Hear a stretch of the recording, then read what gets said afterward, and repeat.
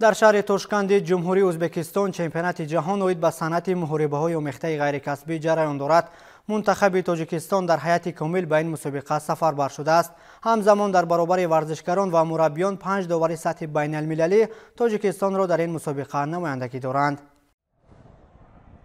در پایتخت ازبکستان شهر توشکند چمپیونات جهان اوید به صنعت محاربه‌های آمیخته غیر کسبی ادامه دارد. منتخب این رشته ورزش تاجیکستان در هیئت مکمل به این مسابقه سفربر گردیدند. در برابر آنکه ورزشکاران در وزن‌های گوناگون هنرنمایی دارند، همزمان 5 داور درجه بین المللی نیز رقابت‌های بهترین ورزشکاران سیاره را حکمی دارند. یادآور میشیم که در روز 4 چمپیونات جهان اوید به صنعت محاربه‌های آمیخته ورزشکاران تاجیک در مرحله نیمه نهایی مبارزه بردند.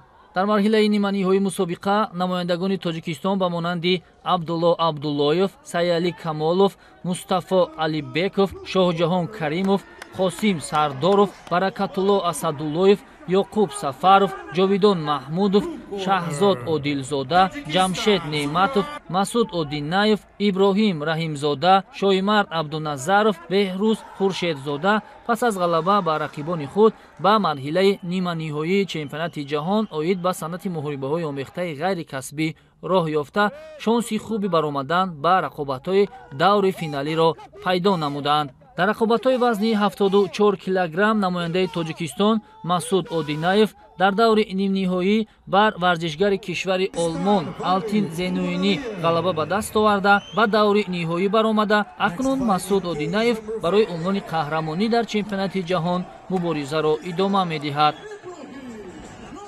تیم تاجیکستان تیم قویه و شاید بگم که اولین تیم آسیاست که اینقدر پرقدرت ظاهر میشه و ما به خاطر همزبانی و برادری که با هم داریم لذت میبریم و واقعا فن بچهای تیم تاجیکستان هستیم. امیدوارم که همیشه موفق باشن و این پیروزی ها ادامه پیدا بکنه.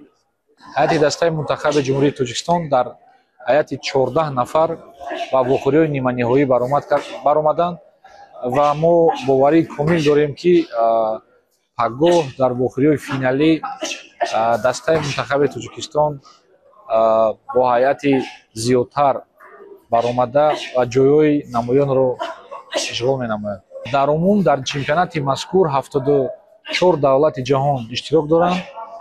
دسته منتخب تاجیکستان در هیئت 33 نفر در این مسابقه شرکت ورزید که از آنها 14 نفرش باشد و بخوری نیمه نهایی برآمدند. باید بگویم که مربی تاجیک بختیار تورسونов برای آنکه شاگردانش در چمپیونات جهان نتیجه‌های ارزنده نشان دادند با جایزه مخصوص قدردانی گردیدند. باید بگویم که فدراسیون بین المللی صنعت محاربه‌های آمیخته برای مربیانی که 7 شاگرد خود را به درجه عنوان قهرمانی برده می‌رسانند جایزه مخصوص تقدیم می‌نماید که بختیار تورسونov به این جایزه ارزنده IMF قدردانی کرده شد.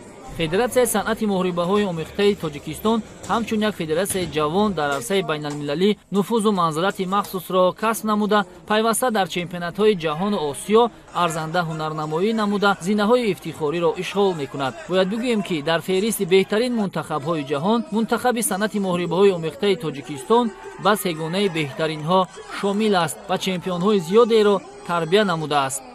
Tajikistan, good luck for all of sportsmen.